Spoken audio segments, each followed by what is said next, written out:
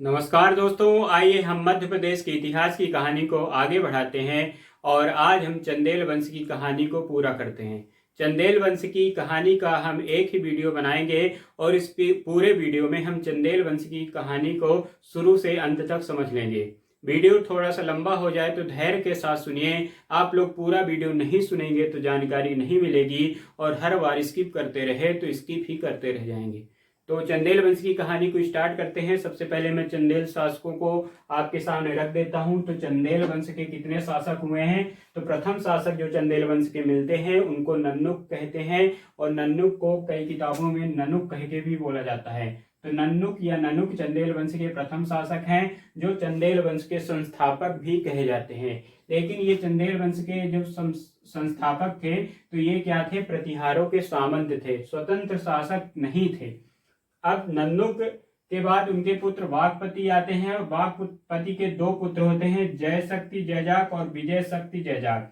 जयजाक ही यहाँ से जयजाक भुक्ति के नाम से कहलाते हैं। तो यहाँ से चंदेल वंश को जयजाक भुक्ति के नाम से भी जाना जाता है। आपने किताबों में पढ़ा होगा। तो जयजाक भुक्ति का संबंध चंदेल शासकों से है, यह भी प्रश्न किताबों में बनता है। तो राहिल क्या है? राहिल अगले शासक होते हैं जो विजय शक्ति के पुत्र हैं। हर्षदेव, उसके बाद यशोवर्मन, धंगदेव और गंड। राजा गंड विद्याधर।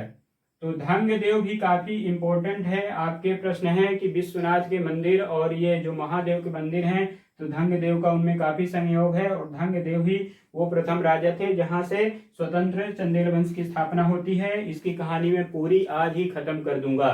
तो इसी वीडियो को देखते रहिए, पूरा देखते रहिए। विद्याधर उसके बाद राजा बनते हैं। विद्याधर भी काफी इंपॉर्टेंट है। तो जब जब आप चंदेल वंश को पढ़ेंगे तो राजा धंगदेव और विद्याधर को जरूर पढ़ेंगे, काफी इंपॉर्टेंट है। विजयपाल, देव वर्मन, कीर्त वर्मन, सुलक्षण वर्मन, पृथ्वी वर्मन, मदन वर्मन, परिमर्द देव। अर्थात वर्मन का यहाँ से क्या आ रहा है? सरनेम चला आ रहा है। तो वास्तव में चंदेल क्या थे इसके बारे में भी हम जानेंगे, इसके मूल वंश के बारे में जानेंगे। तो त्रैलोक्य वर्मन, परिमर्द देव को कुछ किताबों में कहा गया है कि परिमर्द देव क्या है? चंदेल वंश के अंतिम शासक हैं। तो ऐसा आपको गलती नहीं करना है क्योंकि चंदेल वंश के अंतिम शासक परिमर्द देव नहीं है। कई किताबों में और डाटा भी मिलता है जो कि सही है। तो परिमर्द देव चंदेल वंश के अंतिम शासक हो जाते हैं, लेकिन क्या है? अंतिम प्रतापी शासक हैं। यहाँ से चंदेल वंश का अंत नहीं होता। चंदेल वंश का अंत तब होता है जब क्या? अलाउद्दीन खिलजी आता है। अलाउद्दीन खिलजी कैसे आएगा, कब आएगा, उसकी भी कहानी हम पढ़ेंगे। इसके बाद त्रैलोक्य वर्मन जो परिमर्द देव के पुत्र हैं, वीर वर्मन, भोग वर्मन, हम्मीर वर्मन। इन सभी वर्मन और जो आपके शासक हैं चंदेल के, उनकी कहानी हम इस वीडियो में देखेंगे। तो स्वागत है आप सबका। मैं शिवेन पांडे, आपका दोस्त, आपका भाई। नमस्ते गुरुजी क्लासेस रीवा में आपका स्वागत करता हूं। वीडियो पसंद आ रहा हो तो लाइक कर दो, चैनल को सब्सक्राइब कर दो, अपने दोस्तों को भी शेयर करो। अकेले अकेले नहीं पढ़ना चाहिए, थोड़ा सा लोकहित की भी भावना होना चाहिए। तो चंदेल वंश की हम कहानी को पूरा करते हैं, चंदेल वंश की कहानी को शुरू भी करते हैं, चंदेल वंश की कहानी को खत्म भी करते हैं। टू द पॉइंट बात करता है आपका भाई, तूफानी बातें नहीं करता है, सिंपल बातें करता है, एग्जाम के पॉइंट ऑफ व्यू से बात करता है, एग्जाम ओरिएंटेड बातें की जाती हैं यहाँ पर। तो लोक मान्यताएं क्या कहती हैं? लोक मान्यताएं कही जाती हैं कि छतरपुर के पास मनियागढ़ नामक एक स्थान है जहां के मूल निवासी हैं चंदेल वंश के शासक। लेकिन चंदेल वंश अपने आप को क्या कहते हैं कि हम चंद्र देवता के वंशज हैं। चंद्र देवता के साथ साथ काशी के गहरवार वंश के पुरोहित हुआ करते थे। तो काशी के जो गहरवार थे वहां के जो पुरोहित थे उनकी पुत्री थी हेमवती। तो हेमवती और चंद्र देवता के वंशज माने जाते हैं चंद्र देवता। काफी इंपॉर्टेंट चीज है ये। तो चंद्र देवता और हेमवती के वंशज माने जाते हैं। अब जो संस्थापक थे तो चंदेल वंश के जो संस्थापक हैं वो नन्नुक हैं, बिल्कुल सही है। 831 ईस्वी या फिर 831 एडी में क्या होता है? चंदेल वंश की स्थापना होती है। किंतु आपको पता होना चाहिए कि नन्नुक ने जब चंदेल वंश की स्थापना की है तब ये क्या थे? परतंत्र थे, मतलब स्वतंत्र नहीं थे। अब परतंत्र थे तो ये किसके परतंत्र थे? तो कन्नौज के जो प्रतिहार थे, कन्नौज के जो प्रतिहार हैं उनके अभी क्या है, ये लोग क्या है, सामंत हैं। सामंत कोई तूफानी चीज नहीं होती। सामंत क्या होता है, किसी राजा के अधीन होता है, तो कोई बड़ी चीज नहीं थी। तो चंदेल वंश की स्थापना हो चुकी है, लेकिन ये क्या है, अभी प्रतिहारों के सामंत हैं। अब चंदेल वंश में अगला ही शासक होता है बागपति। बागपति क्या था, नन्नुक का बेटा था, नन्नुक का पुत्र था। अब बागपति ने क्या किया, इसने कोई ज्यादा बड़ा काम नहीं किया, थोड़ा सा साम्राज्य विस्तार कर दिया और अपने राज्य को छतरपुर से लेकर विंध्य तक फैला दिया। तो विंध्य पर्वत तक फैल गया और विंध्य पर्वत को यहाँ से इसका स्थान बना दिया गया। तो यहाँ से एक स्थान बना दिया गया था जो विंध्य का। तो एक प्रश्न जो बनता है, आनंद धाम। तो आनंद धाम किससे संबंधित है, विंध्य पर्वत से संबंधित है। और बागपति ने इस स्थान को अपना आनंद धाम कहा था, अपने राज्य का नाम इसने आनंद धाम रख दिया था। अब बागपति के दो पुत्र थे। बागपति के दो पुत्र थे, काफी इंपॉर्टेंट चीज यहां पर बता रहा हूं कि बागपति के जो दो पुत्र थे, एक का नाम था जय शक्ति जिजाक, जिसके नाम पर यहां से चंदेलों को जिजाक भुक्ति भी कहा जाता है। दूसरा शासक था विजय शक्ति जो बिज्जक। तो जय शक्ति पहले क्या बनता है, राजा, और कुछ समय तक ये राजा रहता है, लेकिन कहते हैं किसी के भाई ने इसकी हत्या कर दी या करवा दी, या फिर किसी युद्ध में मारा गया। ऑथेंटिक जानकारी नहीं है, पर मान्यता है कि क्या विजय शक्ति ने ही दो इसके भाई को मार दिया था, है ना।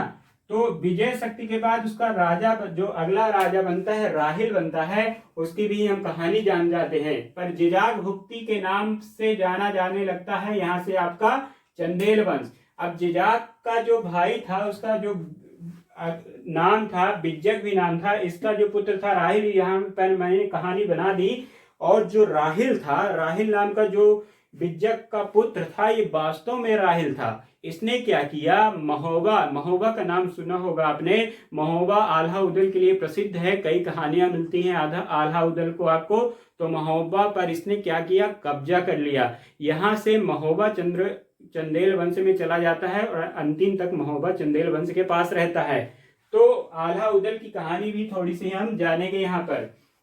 इसके बाद जो अगली कहानी आती है, तो हर्षदेव इसका शासक बनता है। और हर्षदेव के समय से जो चंदेलों की गणना है, वो उत्तर भारत के प्रसिद्ध और ताकतवर राजवंशों में होने लगती है। लेकिन यहाँ भी अभी क्या है, चंदेल वंश प्रतिहारों के सामंत हैं, अर्थात परतंत्र हैं, अर्थात स्वतंत्र शासक नहीं हैं। अब कहानी आगे बढ़ेगी, कहानी जाएगी यशोवर्मन के पास। यशोवर्मन का एक और नाम था जो लक्ष्मण वर्मन। इसने क्या किया, खजुराहो के पास से शिलालेखों से मिली जानकारी के अनुसार इसका जो शासन है, अब मालवा से लेकर हिमालय तक हो गया है। मालवा से लेकर देखिए हिमालय तक क्या पहुंच चुके हैं चंदेल वंश। लेकिन अभी क्या है, ये क्या, चंदेल वंश अभी भी परतंत्र है, अभी भी स्वतंत्र नहीं है, अभी भी प्रतिहारों के सामंत हैं।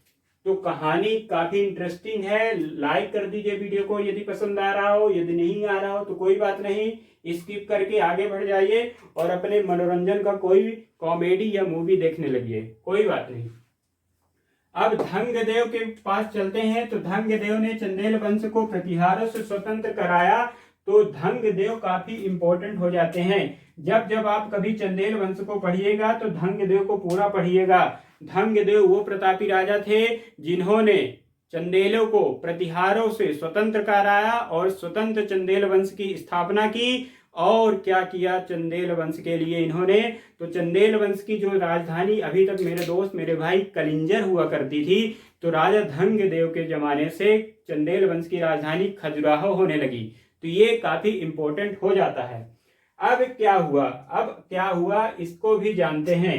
धंगदेव तक हम पहुंच गए। धंगदेव ने क्या क्या अच्छा काम कर दिया, एक तो खजुराहो को इसने अपनी राजधानी बना ली, दूसरी इन्होंने स्वतंत्र चंदेल वंश की स्थापना कर दी, तीसरी जो एग्जाम पॉइंट ऑफ व्यू से इंपॉर्टेंट काम इन्होंने किया, तो पार्श्वनाथ, विश्वनाथ और वैद्यनाथ, जब से इसमें दो इंपॉर्टेंट है, पार्श्वनाथ और विश्वनाथ, इन दो मंदिरों की स्थापना इन्होंने खजुराहो में कर दी, तो काफी इंपॉर्टेंट हो जाते हैं। धर्मदेव काफी अच्छा काम कर रहे हैं, काफी अच्छा क्षेत्र विस्तार कर रहे हैं, स्वतंत्र भी करा रहे हैं चंदेलों को, और लंबी आयु भी जी रहे हैं। देखते देखते ये 100 वर्ष के हो जाते हैं, बुढ़े हो जाते हैं, मरते नहीं हैं। अब इनका मरने का मन है, तो ये क्या करेंगे, गंगा और यमुना के किस में जाएंगे, संगम में जाएंगे और वहां पर जल समाधि कर देंगे और स्वयं को शरीर त्याग देंगे। ये लोक मान्यता है ना। तो 100 वर्षों से अधिक आयु के बाद यमुना के संगम में जाते हैं और जल समाधि ले लेते हैं। अब धंगदेव के बाद जो राजा बनते हैं गंड, उन्होंने भी एक अच्छा काम किया था। तो राजा गंड, जिनका शासन काल 1002 से लेके 1019 तक है, इन्होंने खजुराहो में जगदम्बी का मंदिर बनवाया, जो कि एक विष्णु मंदिर है। दूसरा मंदिर इन्होंने बनवाया था चित्रगुप्त का मंदिर जो सूर्य मंदिर कहलाता है। तो खजुराहो में सूर्य मंदिर का निर्माण राजा गंड ने करवाया था। दोस्तों, मेरी राइटिंग यदि छोटी लग रही हो तो ज्यादा आंखों पर जोर मत डालिए, मेरी बातों पर जोर डालिए, मेरी बातों को अपने कानों तक आने दीजिए। सुनना न सुनना आपका काम है, इंटरेस्ट बनाना मेरा काम है। तो यदि मेरी बातें अपने कानों तक जाने देंगे तो अच्छा लगेगा। चंदेल वंश को इससे ज्यादा नहीं पढ़ना है एग्जाम पॉइंट ऑफ व्यू से। जब मेंस लिखेंगे तब आपको और विस्तार से थोड़ा पढ़ना पड़ेगा, लेकिन प्री के लिए चाहे व्यापम हो चाहे एमपीपीएससी हो, इससे ज्यादा नहीं पढ़ना है। तो राजा गंड के बाद जो अगले शासक बनते हैं विद्याधर बनते हैं। विद्याधर की कहानी हम आपको बताने वाले हैं। जो विद्याधर हैं बहुत ही इंपॉर्टेंट हो जाते हैं चंदेल वंश के लिए। विद्याधर ने क्या किया इसको जानना पड़ेगा। सबसे पहले विद्याधर का जो शासन था वो 1019 से, या फिर कुछ किताबों में 1017 से 1027 या फिर 1029 तक मिलता है ना। प्रमाणिक जानकारी आपको किसी भी किताब में ऑथेंटिक नहीं मिली है, फिर भी आपको 1017 से 1029 का समय याद करना है। ठीक है, 3-4 किताबों में मैंने देखा तो अलग अलग टाइम मिलता है, फिर भी 1017 से 1029 का समय याद करना है। 1019 भी कहीं कहीं मिलता है, जो सही भी हो सकता है। इसी समय क्या होता है, महमूद गजनवी का आक्रमण होता है, और विद्याधर एकलौते चंदेल वंश के राजा हैं जो महमूद गजनवी के आक्रमण को और उसकी महत्वाकांक्षाई जो भावना थी, महत्वाकांक्षा थी, उसको सफलतापूर्वक रोकते हैं। और इसको महमूद गजनवी को सफलतापूर्वक विरोध का जवाब देते हैं। बदले में महमूद गजनवी इनसे प्रभावित होता है और उनको उपहार के तौर पर या फिर कहिए मजबूरी के तौर पर 15 किले पुरस्कार के रूप में दे देता है। ठीक है, तो क्या है, पावरफुल आदमी है विद्याधर। इसके अलावा इन्होंने एक अच्छा काम किया जो परीक्षा की दृष्टि से इंपॉर्टेंट हो जाता है। परीक्षा में ये सवाल आपको परेशान करता है, लेकिन पढ़ लेंगे तो नहीं। विद्याधर ने खजुराहो में एक अच्छा काम किया था, कंदरिया महादेव का मंदिर बनवा दिया था, जो आज हमारे व्यापम और एमपीपीएससी का फेवरेट क्वेश्चन बन चुका है। तो इसके बाद और इन्होंने क्या काम किया, विद्याधर ने इसको महमूद गजनवी को सफलतापूर्वक जवाब दे दिया। विदेशी को अच्छा खासा काम कर गए, इन्होंने नाम गंवा लिया। इसके बाद जो अगला शासक था वो देववर्मन था। देववर्मन कुछ तूफानी काम नहीं करता है। इसके बाद कीर्तवर्मन आता है, ये भी ज्यादा काम नहीं करता। लेकिन कीर्तवर्मन के बारे में एक बात आपको याद रखना है कि कीर्तवर्मन चंदेल वंश का वो शासक है जिसके सोने के सिक्के हमें प्राप्त हुए हैं। तो चंदेल वंश का जो शासक था कीर्तवर्मन के क्या प्राप्त होते हैं, आपके सोने के सिक्के। अब सुलक्षण वर्मन के पास चलते हैं। तो सुलक्षण वर्मन के बारे में भी ज्यादा जानकारी आपको नहीं हासिल करना है, नहीं पढ़ना है, नहीं परेशान होना है। किंतु इसका जो समय था 1100 से लेके 1115 मिलता है। इसके बाद जय वर्मन बनता है आपका शासन, जिसके बारे में नहीं पढ़ना है। पृथ्वी वर्मन बनता है, जिसके बारे में नहीं पढ़ना है। मदन वर्मन बनता है, जिसके बारे में पढ़ना है। तो मदन वर्मन के बारे में एक जानकारी होनी चाहिए, खासतौर पर आप रीवा से हैं तो मदन वर्मन के बारे में आपको जानकारी यह होनी चाहिए कि मदन वर्मन ने रीवा जिले तक या बघेलखंड तक कब्जा किया था। कैमूर के उत्तर तक बघेलखंड तक इसने अपना राज्य फैलाया। दूसरी बात, त्योंथर जो रीवा जिले की एक तहसील है, त्योंथर में एक गांव है पनवार, जहां से 48 चांदी के सिक्के प्राप्त हुए हैं। तो कीर्तवर्मन के सोने के सिक्के प्राप्त हो रहे हैं और मदन वर्मन के 48 चांदी के सिक्के प्राप्त हो रहे हैं। कहां से, त्योंथर और पनवार से। रीवा जिला कह दीजिए, ठीक है, ये इंपॉर्टेंट चीज है। अब मदन वर्मन के बाद जो परिमर्द देव हैं, इनकी कहानी थोड़ा सा इंटरेस्टिंग है। परिमर्द देव को भी चंदेल वंश में जरूर पढ़ा जाना चाहिए। एक तो परिमर्द देव को किताबों में कह दिया गया है कि चंदेल वंश के अंतिम शासक हैं, जो कि गलत होता हुआ दिखाई देता है। लेकिन हम यहाँ पर ये कहें कि चंदेल वंश का अंतिम प्रतापी राजा था कौन? परिमर्द देव। तो ये बात थोड़ी सी सही है, क्योंकि ये प्रतापी भी थे और थोड़े से कायर भी थे। कायरता के कारण इनके मंत्रियों ने इनकी हत्या भी की थी। तो ये बातें हम थोड़ा सा समझ लेते हैं। बात है 1129 से लेके 1163 तक की। तो 1129 से लेके 1163 में कुछ कहानियां इनके साथ घटित हो जाती हैं। माफ करिएगा, ये 1129 से लेके 1163 तक मदन वर्मन का समय है। मदन वर्मन का 1129 से लेके 1163 तक का समय है। इनका परिमर्द देव का जो समय मिलता है 1163 से आगे मिलेगा, लेकिन किताबों में जो ऑथेंटिक मिलता है 1166 मिलता है। अब 1166 से ये 1200 के आगे तक शासन करेंगे, तो 1202 तक ये शासन करते हैं। तो परिमर्द देव का जो शासन काल है, एक बार गलती हो चुकी है, दोबारा नहीं हो रही है, माफ कर देंगे आप लोग। काफी उदार हैं, अपने भाई अपने दोस्त को माफ करते रहते हैं। तो परिमर्द देव का जो शासन है 1166 से लेके 1202 तक मिलता है। तो 1202 तक ये शासन करेगा, लेकिन लड़खड़ाएगा, परेशान रहेगा और कार भी रहेगा। जानते हैं कैसे? तो परिमर्द देव पहले 1166 से लेके 16 साल तक, यानी 1182 तक तो शांतिपूर्ण तरीके से राज्य करता है, शासन करता है, खूब मस्ती करता है। इसके बाद 1182 आता है। 1182 आता है तो क्या होता है, यहां से कहानी थोड़ा सा इंटरेस्टिंग हो जाती है। 1182 आता है तो पृथ्वीराज चौहान इस पर आक्रमण करता है। अब परिमर्द देव के दो सेनापति थे, जिनका नाम है आल्हा और ऊदल। ठीक है, आल्हा और ऊदल महोबा पर रहते थे। महोबा इनको शासन करने के लिए त्रैलोक परिमर्द देव ने दिया था। और आपको पता है कि महोबा किसने जीता था? राहिल ने जीता था। तो आल्हा ऊदल जो कि महोबा में रहते हैं, तो परिमर्द देव जब हार रहा होता है पृथ्वीराज चौहान से, तो ये सेनापति के रूप में इसके पास आते हैं और खूब लड़ाई करते हैं। लेकिन कहते हैं कि ऊदल की इस लड़ाई में मृत्यु हो जाती है और परिमर्द देव क्या करता है, युद्ध को हार जाता है और कलिंजर पर अधिकार हो जाता है पृथ्वीराज चौहान का। यहां से कलिंजर परिमर्द देव से छूट जाता है। अब पृथ्वीराज चौहान कलिंजर से पर कब्जा कर लेता है। लेकिन स्थितियां बदलती हैं, परिस्थितियां बदलती हैं। उधर पृथ्वीराज चौहान परेशान हो जाता है, किससे? मोहम्मद गौरी से। तो 1191 बांधने का जो समय आता है, 1191 बांधने का, उस पर पृथ्वीराज चौहान का पर किसका आक्रमण होता है? मोहम्मद गौरी का। तो मोहम्मद गौरी से लड़ाई करने में व्यस्त हो जाता है पृथ्वीराज चौहान। और इसका फायदा मिलता है परिमर्द देव का। तो परिमर्द देव जब इधर पृथ्वीराज चौहान मोहम्मद गौरी से आक्रमण करने में व्यस्त है, तो फायदा उठा लेता है मौके का। मौके की तलाश में था, तो इसने अपना हारा हुआ राज्य जो कलिंजर था उस पर पुनः स्थापना कर लेता है। तो यहाँ से परिमर्द देव ने कलिंजर पर पुनः आक्रमण किया और अपना खोया हुआ सिंहासन, अपना खोया हुआ राज्य प्राप्त कर लिया। लेकिन ऊदल की मृत्यु हो चुकी थी और आल्हा को कहा जाता है कि वो अमर हैं। और आल्हा को जनश्रुतियां हैं, मान्यता है कि मैहर में आज भी वो फूलमाला चढ़ाने आते हैं।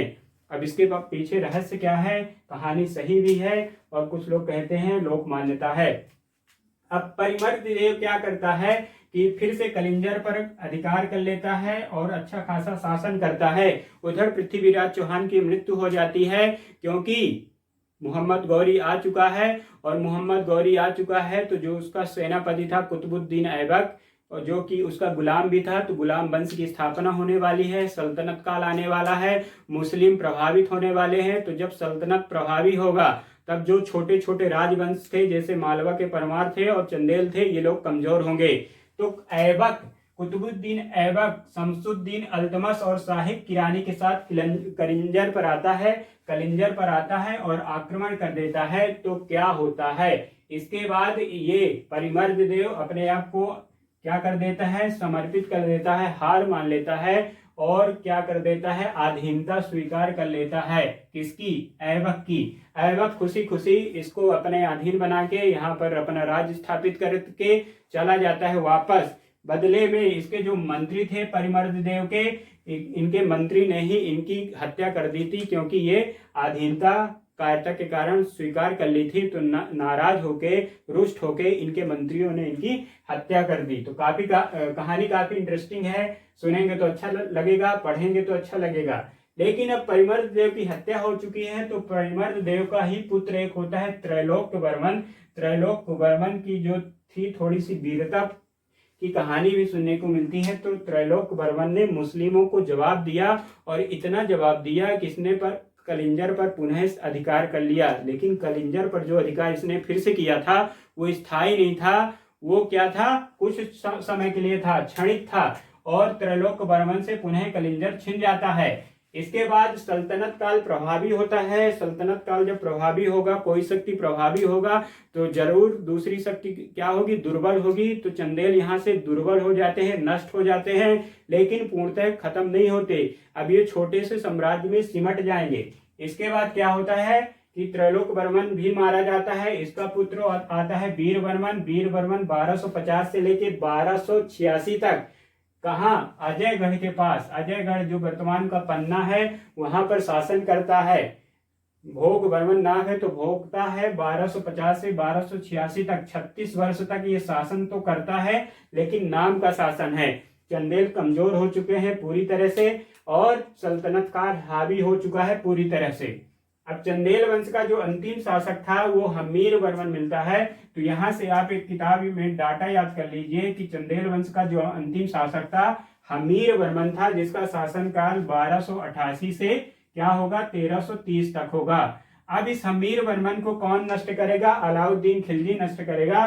तो चंदेल वंश को नष्ट करने का श्रेय किसको जाता है, अलाउद्दीन खिलजी को जाता है, या खिलजी वंश को जाता है। तो खिलजी ने ही किसका अंत किया था, मालवा के पनवार वंश का अंत किया था, और खिलजी ने ही चंदेल वंश का अंत किया। तो मेरे दोस्त, मेरे भाई, ये चंदेल वंश की कहानी थी। आशा करता हूँ ये वीडियो आपको पसंद आया है। पसंद आता है तो लाइक कर दो, शेयर कर दो, सब्सक्राइब कर दो। घर पर रहो, सुरक्षित रहो, और पढ़ाई करो, खूब पढ़ाई करो। All the best. Thank you so much.